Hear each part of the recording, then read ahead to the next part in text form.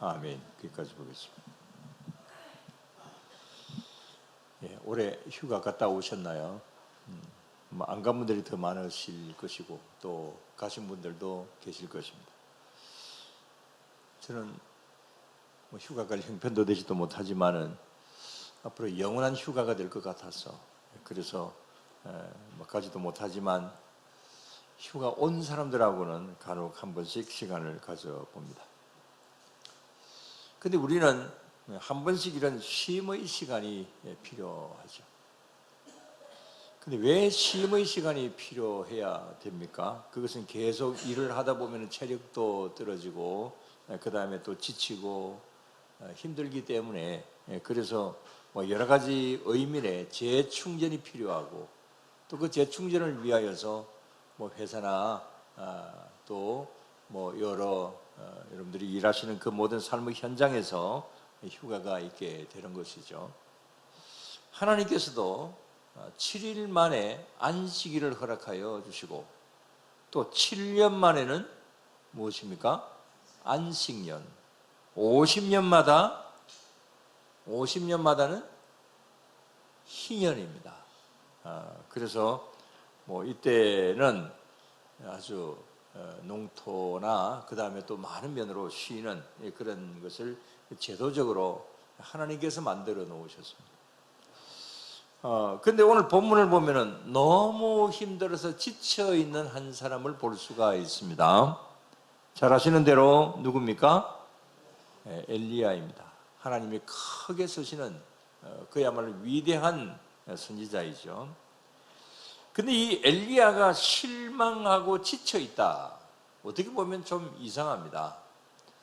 왜냐하면 그렇게 위대한 선지자가 어떻게 이렇게 하나님께 실망하고 지쳐 있을까? 이렇게 생각을 할 수도 있습니다. 그러나 야고보서 5장 17절에 보면 여기 이 엘리야도 우리와 무엇이 같은 사람? 성정이 같은 사람이라 그랬습니다. 우리하고 똑같은 인간이다. 그렇게 말씀을 하고 있죠. 그래서 사람이기 때문에 엘리야도 역시 마찬가지로 이런 어떤 의기소침하고 그 다음에 또 힘들어 지쳐 있고 이런 것이 있을 수밖에 없는 것이죠. 자, 그렇다면 여기 엘리야의 고민, 갈등, 힘든 일, 이것은 무엇이겠습니까? 여러분들 이 내용을 잘 아십니다. 엘리야 이야기만 하더라도 제가 말씀을 드린 것만 해도 한두 번이 아닙니다. 잘 아시지만은 간략하게 다시 한번 말씀을 드리면 이 엘리야는 북왕국 이스라엘 역사상 최대의 폭군인 아합 왕 시대의 선지자였습니다. 근데 이 아합 왕보다도 더 나쁜 여자가 있었습니다. 이름이 뭡니까? 이세벨이죠. 네, 이세벨입니다. 자, 이세벨, 드보라고 하는 이방나라 왕의 딸입니다. 그런데 그때 당시에 그 중동 문화가 거의 대부분 다 그랬습니다만은 철저하게 바알신과 아세라신을 섬기고 있었습니다. 그래서 이 이세벨도 역시 마찬가지로 이제 자신의 그 모국인 그 곳에 그 신인 바알신과 아세라신을 섬기면서 그 다음에 온갖 악행을 다 저지릅니다. 아하방도 아내를 따라서 우상 숭배를 하고 그 다음에 아주 심한 폭군이 되게 되죠. 그래서 조금 전에 말씀을 드린 대로 북이스라엘 왕국에서 가장 악랄한 그런 폭군으로 이름이 날려지고 있습니다.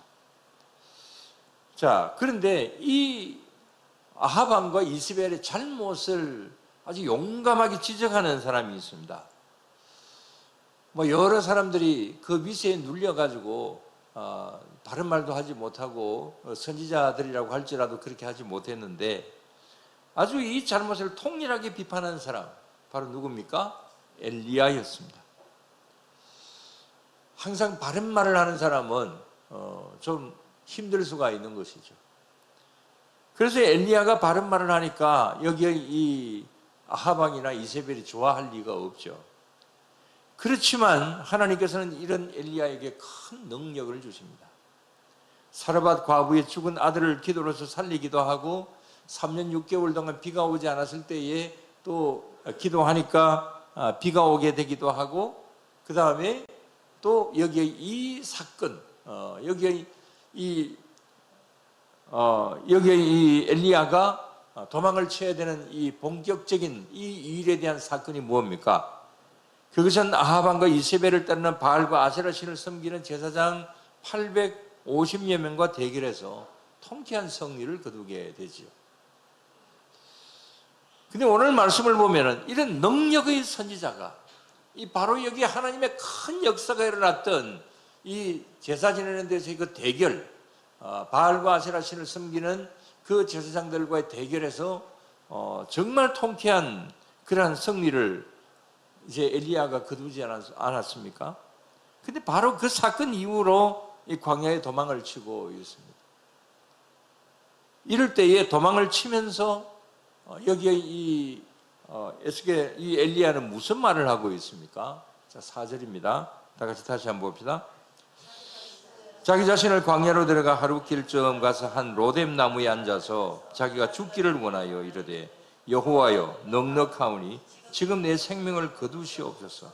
나는 내 조상들보다 낫지 못하나이다 하고 그랬습니다. 자, 엘리야가 하는 이야기가 뭡니까? 죽기를 원했다. 하나님 차라리 저를 죽여주십시오. 지금 내 생명을 거두시옵소서. 이렇게 이제 항변하면서 차라리 나를 죽여달라고 그렇게 하나님께 그야말로 항의를 하는 그런 기도를 드리고 있습니다. 참 이런 거 보면 사람이 참 알 수가 없습니다.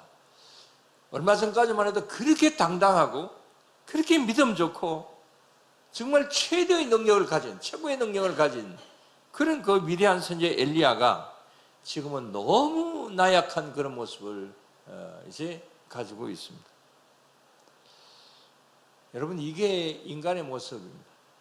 아무리 능력이 많고 뛰어나도 어려움 앞에서는 이렇게 순간적으로 약해질 수밖에 없는 것이 사람의 그 마음이고, 그 다음에 또 우리들의 현실이라고도 볼 수도 있습니다. 우리 속담에 매에는 장사가 없다, 뭐 그런 말을 하기도 하잖아요. 여기 이 엘리야도 이런 극한 고난을 당하니까 지금 이제 자기를 죽이려고 쫓아오는 어떤 그런 자객들이 있습니다. 그건 바로 이세벨이 보낸 거죠. 지금 곧 자칫 잘못하면 좀 죽을지 모릅니다. 그런 가운데 있다 보니까 이렇게 약해지게 되는 것입니다. 우리도 마찬가지지 않을까요? 우리들도 엘리야처럼 이렇게 어떤 때는 마음이 약해질 때가 있죠. 아마 이런 경우들을 우리가 예수님 믿고 난 다음에도 그런 경험들이 좀 있을 겁니다. 정말 내가 하나님 앞에 헌신하고 나는 생명까지 바쳐도 좋다 이렇게 각오를 하지만, 그러나 정작 우리들의 앞에 어려운 일이 생겨지게 되면 또 마음이 약해지고 실망하고, 어떤 데는 하나님 계시지 않으시는 것 같기도 하고, 기도해도 아무 소용이 없는 것 같고, 그런 마음이 들 수도 있는 거지. 여기 엘리야의 마음이 바로 그렇다는 것입니다. 자, 이걸 하나님이 모르실 리가 없습니다. 하나님께서 이 엘리야를 보실 때에 정말 자기의 일을 위해서 이렇게 희생적으로 일을 하다가 이렇게 일을 당했으니까 뭐 하나님 가만히 계시겠습니까? 그래서 이런 항변한다고 해서 하나님께서 나무라시거나 엘리야 너 왜 그래? 이렇게 말씀을 하신 것이 아니라 하나님께서 오셔서 이런 항변을 하고 있지만 위로하고 격려해 주시고 그렇게 하시는 것이 오늘 본문의 말씀인 거죠.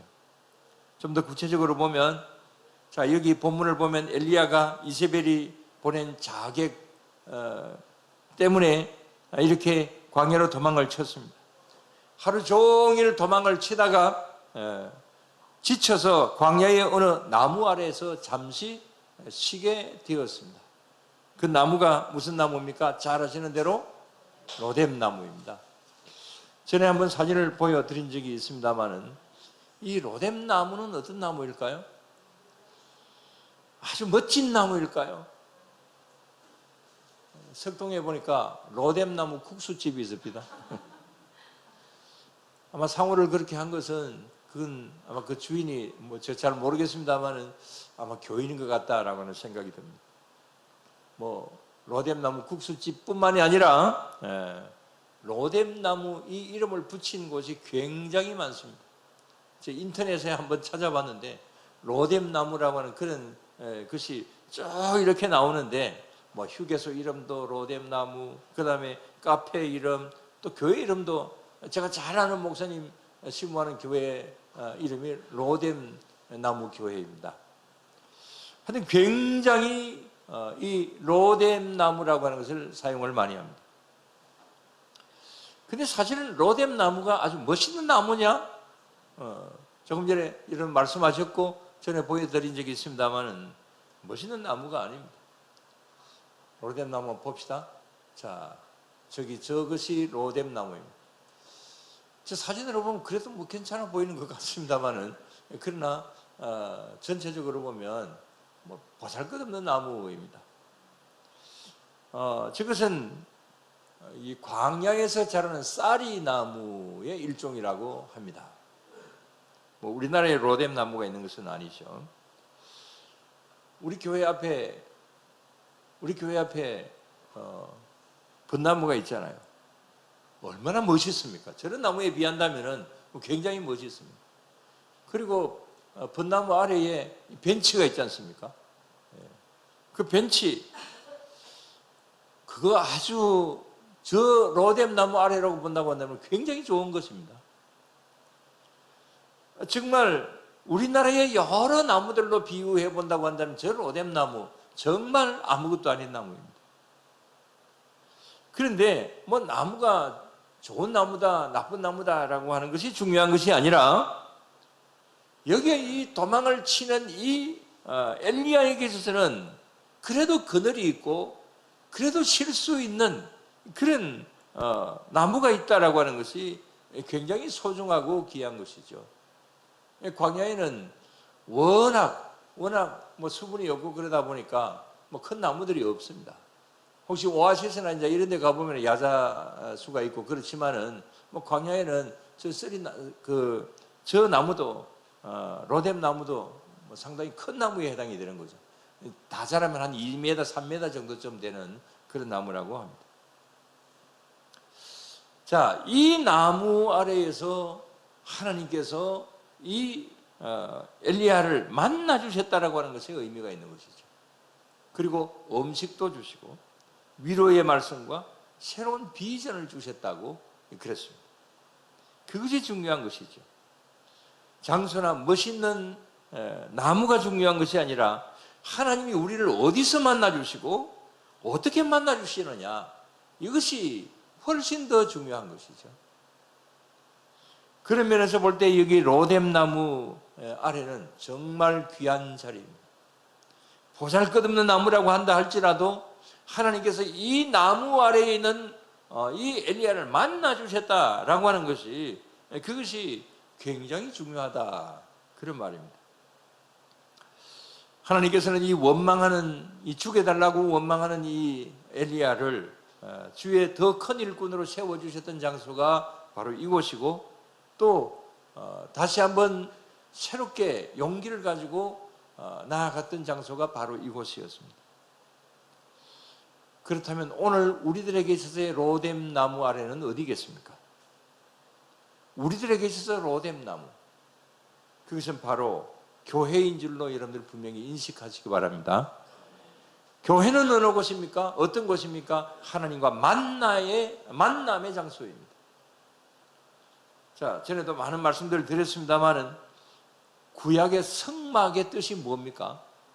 성막, 성전, 뭐 교회당 다 마찬가지입니다. 성막의 뜻 잊어버리셨어요? 면회 장소라고 하는 뜻입니다. 면회소라고 하는 것입니다. 그러니까 이 성막, 성전, 교회당, 이게 의미가 뭐냐? 하나님과 뭐 하는 곳? 면회하는 곳이다. 하나님과 만나는 곳이라고 말이죠. 그래서 우리 여기 교회당은 그런 면으로 굉장히 의미가 있습니다. 바로 이곳에서 하나님의 말씀의 위로가 있고 영의 양식이 있고 다시 살려주시는 그러한 구원이 여기에 있는 것이죠. 그리고 지금 우리는 이 교회당 안에 십자가를 우리가 바라보고 있습니다. 잘 아시는 대로 십자가는 뭡니까? 나무입니다. 그죠? 네, 나무. 네, 로마 시대의 나무로 만든 사형틀입니다. 그래서 이건 로뎀 나무처럼 사실은 보잘것 없습니다. 사형틀인데 저게 뭐가 보기가 좋겠습니까? 그러나 저렇게 어떻게 보면 보기 좋지 않는 그런 사형틀이지만, 그러나 저게 귀중한 이유가 뭡니까? 저 십자가를 통해서 우리를 만나주시고 또 보혈의 피를 통한 용서가 있고, 그래서 저 십자가는 중요한 거죠. 십자가 나무는 그야말로 로뎀 나무 아래와 같다, 이렇게 볼 수가 있습니다. 조금 이따 부를 찬송 415장인데 15장에 그 가사가 이렇죠. 십자가 그늘 아래, 뒤에 불러보세요. 십자가 나무 아래 나 쉬기 원하네. 저 햇볕 심이 뜨겁고 또 짐이 무거워. 이 광야 같은 세상에 늘 방황할 때에 주 십자가 그늘에 내 싣고 찾았네. 십자가 나무가 바로 여기 엘리야가 씌었던 바로 그 로뎀 나무다. 물론 로뎀 나무로 십자가 만든 건 아닙니다. 그러나 의미로 볼 때에는 그렇다라고 하는 겁니다. 이 찬송의 작사자는 클레 페인이라고 하는 이제 그 30대 여인인데, 이렇게 작사할 사연이 있었습니다. 그건 지금 시간상 말씀 못 드리고 다음에 여기에 대해서 좀 말씀을 드리는 기회가 있겠습니다. 굉장히 어려운 일이지만은 또 사실은 십자가 그늘 아래 나시기 원하는 이것은 이 클레 페인이 죽을 때 쓴 그 찬송시입니다. 죽어가면서 이것을 쓴 겁니다. 다음에 구체적으로 말씀을 드리겠습니다. 자, 이렇게 우리들에게 로뎀 나무, 주님의 십자가, 우리들에게 힘을 주는 것입니다. 비록 내가 죽는 자리에 있다 할지라도 여기 엘리야처럼 자칫 잘못하면 지금 이제 자객들에게 죽을지도 모른다라고 하는 그런 절대적인 어떤 위기 속에서도, 그러나 이 가운데서 하나님께서 만나주셨다라고 하는 것이 의미가 있는 것이죠. 다시 한번 말씀드리건대 저와 여러분들에게 있어서의 로뎀 나무는 바로 어디다? 바로 이 자리다. 바로 우리 영광교회 교회당이다. 어떻게 보면 로뎀 나무처럼 우리 교회가 알아주는 교회는 아닙니다. 시설이 아주 잘 갖추어진 그런 교회도 아닙니다. 오늘도 좀 덥죠? 지금 27도로 계속되어 있는 것 같은데 저 왜 안 내려가는지 모르겠어요. 자, 시설이 별로입니다. 그러나 이곳은 하나님이 우리를 만나주시는 로뎀 나무 그늘입니다. 그러므로 이 교회를 우리는 늘 항상 사랑해야 될 줄로 믿습니다. 아주 잘 갖추어지고 시스템이 아주 잘 준비된 그런 교회는 아니라고 할지라도, 그러나 로뎀 나무 같은 그런 흔히 볼 수 있는 교회이지만, 그런 교회당이지만, 우리는 이 교회 속에서 하나님을 만나고 주님을 찬양하고 영광을 돌려드릴 수 있다는 것, 하나님이 우리를 만나주신다라고 하는 것, 이것이 우리에게 있어서 소중한 것이고 오늘 이 자리가 귀한 자리이다, 여러분 이 사실을 믿으시기를 바랍니다. 그래서 우리는 외적인 깨끗함과 외적인 아름다움도 중요시 여겨야 될 것이지만은 더 중요한 것은 우리의 교회의 내면적인 모습이다. 내면이 따뜻한 교회. 그래서 인생의 추위를 느끼는 사람들이 와서 따뜻함을 이제 느낄 수 있는 교회. 실망하고 낙심한 사람들이 와서 마음의 기쁨을 가질 수 있는 그런 교회. 그 다음에 희망을 잃어버린 사람들을 새롭게 일어날 수 있도록 만들어주는 그런 교회. 그래서 인생의 재충전을 시켜주는 쉼을 가져다 줄 수 있는 그런 교회. 그런 교회가 우리 교회가 되어야 될 줄로 믿습니다.